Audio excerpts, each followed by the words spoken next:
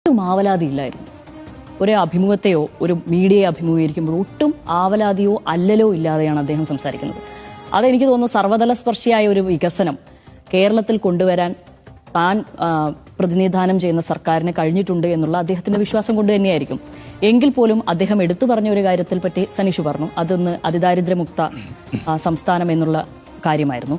അതല്ലാതെ അദ്ദേഹം പറഞ്ഞിരിക്കുന്ന രണ്ട് കാര്യങ്ങൾ ഞാൻ നോക്കുമ്പോൾ 5000 കോടി ഇൻവെസ്റ്റ് ചെയ്തതും 6000 കോടി ഇൻവെസ്റ്റ് ചെയ്തതുമായ വിദ്യാഭ്യാസ മേഖലയും ഉന്നത വിദ്യാഭ്യാസ മേഖലയെയും കുറിച്ചാണെന്നാണ് ഞാൻ മനസ്സിലാക്കുന്നത്. അതിൽ എനിക്ക് തോന്നുന്നു ഈ തിരഞ്ഞെടുപ്പിൽ ഏറ്റവും പ്രധാനപ്പെട്ട ഒരു വോട്ട് വിഭാഗമായി വരുന്നത് ഇവിടുത്തെ വിദ്യാർത്ഥി സമൂഹമായിരിക്കും. 18 വയസ്സ് കഴിഞ്ഞവർക്ക്. അത് ഈ 10 വർഷത്തിനിടയിൽ അവരന്ന് വോട്ട് ചെയ്യാത്തവരാണ്.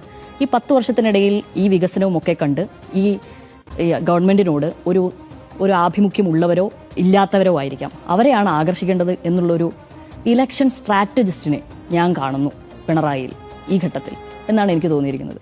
അപ്പോൾ ആ സമൂഹത്തെ ഏറ്റവും അധികം ആകർഷിക്കുന്നത് വിദ്യാഭ്യാസ രംഗമല്ലാതെ മറ്റെന്താണ്?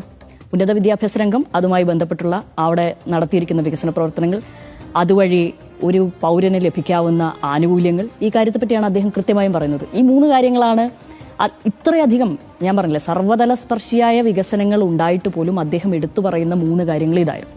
അതിൽ 2 കാര്യത്തെ പറ്റിയാണ് ഞാൻ പറഞ്ഞത്, വിദ്യാഭ്യാസ മേഖല. അപ്പോൾ ഒരു ഇലക്ഷൻ സ്ട്രാറ്റജിസ്റ്റ് പരമ്പരാഗത വോട്ടുകൾക്കപ്പുറം നമ്മൾ ലക്ഷ്യം വെക്കുന്നത് ഇതുകൂടിയാണ് എന്നുള്ള ഒരു വിഷൻ അവിടെ ഉണ്ടായിരുന്നതായി എനിക്ക് തോന്നുന്നു.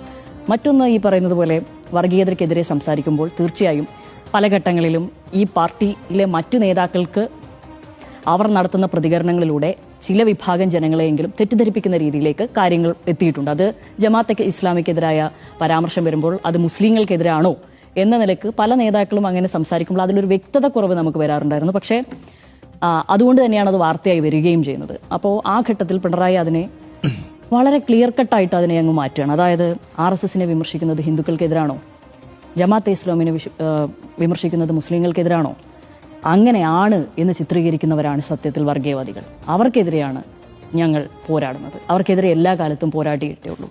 ഇത്ര ഷാർപ്പായി നിൽക്കുമ്പം ഈ കുട്ടികൾ, അതായത് ഇത് ശ്രദ്ധിക്കുന്ന ഈ യുവസമൂഹം അടക്കമുള്ള കുട്ടികൾ വിചാരിക്കും ഇറ്റ് മേക്സ് സെൻസ്, ഇതിലൊരു കാര്യമുണ്ടല്ലോ എന്ന് നമ്മൾ വിചാരിക്കും. അത്രയധികം അടുക്കും ചിട്ടയോടെയും അലമ്പില്ലാതെ അല്ലലില്ലാതെ ചില കാര്യങ്ങൾ പറയുവാൻ ഈ ഘട്ടത്തിൽ, ഇത്ര സന്നിഗ്ധമായ ഒരു ഘട്ടത്തിൽ പറയുവാൻ കഴിയുക എന്നുള്ളത് പിണറായി അല്ലാതെ മറ്റാര് എന്ന് അവരുടെ പാർട്ടിക്കാർ തന്നെ വിചാരിക്കുന്നുണ്ടാവുമെന്നാണ് എനിക്ക് തോന്നുന്നത്.